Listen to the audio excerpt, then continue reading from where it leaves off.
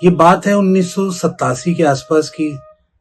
तब मैं देशबंधु कॉलेज में पढ़ा करता था और जननाट्य मंच हमारे यहाँ एक नुक्कड़ नाटक लेकर आया था। उसमें सफदर भी परफॉर्म कर रहा था। तो वो नाटक हमें काफ़ी पसंद आया और हमने काफ़ी नज़दीक से पहली बार नुक्कड़ नाटक देखा। तो सफदर ने हमको बोला कि अगर आप इंटरेस्टेड हो या आप करना चाहते हो नाटक, तो आप जननाट्य मंच आओ और आके हमारी किस तरह से रिहर्सल्स वगैरह होती हैं वो देखो। तो हमारे देशबंधु कॉलेज से 4-5 लोग हम लोग वहाँ गए और हमने वो देखा और हमें बहुत पसंद आया। हम सबने वो ज्वाइन भी कर लिया इनफैक्ट जननाट्य मंच। अगर सफदर आज होते तो आज दिल्ली का जो रंगमंच है, बल्कि जो भारत का रंगमंच है, वो भी बहुत अलग होता।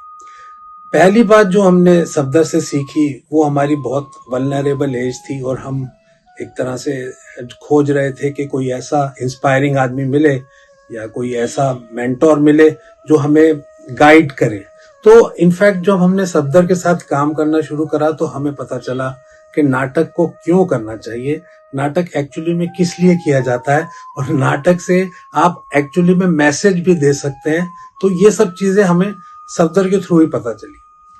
सफदर क्योंकि लेफ्ट पार्टी के साथ उसका जुड़ाव था, तो वो यूजुअली उन्हीं के लिए बेसिकली जो है सारे प्लेस डिवाइस करता था जो ये मजदूरों की बात कहते थे और जो वर्किंग क्लास की बात कहते थे। तो हमारे को उस वक्त पॉलिटिक्स की तो उतनी समझ नहीं थी, लेकिन हाँ, ये काम कर करके जरूर समझ में आया कि आपके जो नाटक हैं वो लोगों के सरोकार से भरे होने चाहिए, प्रो पीपल होने चाहिए। ये बात हमारे को वहां पे सफदर ने सिखाई। उसकी एक आदत थी कि वो सबको इंक्लूड करके चलता था। वो चाहे मंडी हाउस में किसी भी फील्ड का व्यक्ति हो, चाहे वो माइम का व्यक्ति हो, चाहे वो डांस का व्यक्ति हो, चाहे वो मेकअप करने वाला हो, चाहे वो डायरेक्टर हो, वो सबको इंक्लूड करके चलता था। और वो चाहता था कि स्ट्रीट थिएटर के अंदर भी एस्थेटिक्स आए, वो भी उतना मतलब रिच हो जितना कि प्रोसीनियम थिएटर होता है। तो वो मंडी हाउस के सारे कलाकारों को एक एक करके जननाट्य मंच में बुलाता था और हमें ट्रेन करवाता था। हमने हबीब साहब के साथ भी काम किया, हमने M.K. रैना साहब के साथ भी काम किया, हमने एक माइम आर्टिस्ट थे युवराज शर्मा, उनके साथ भी काम किया, हमने जोरा सहगल जी के साथ भी काम किया।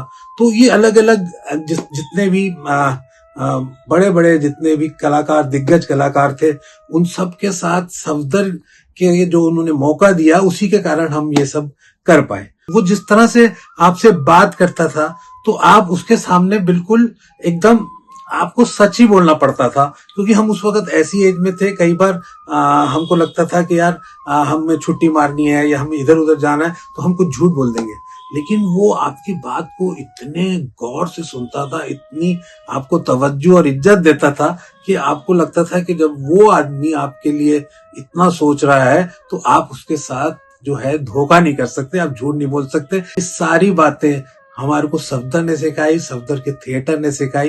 He was a really great man और सफदर को लाल सलाम।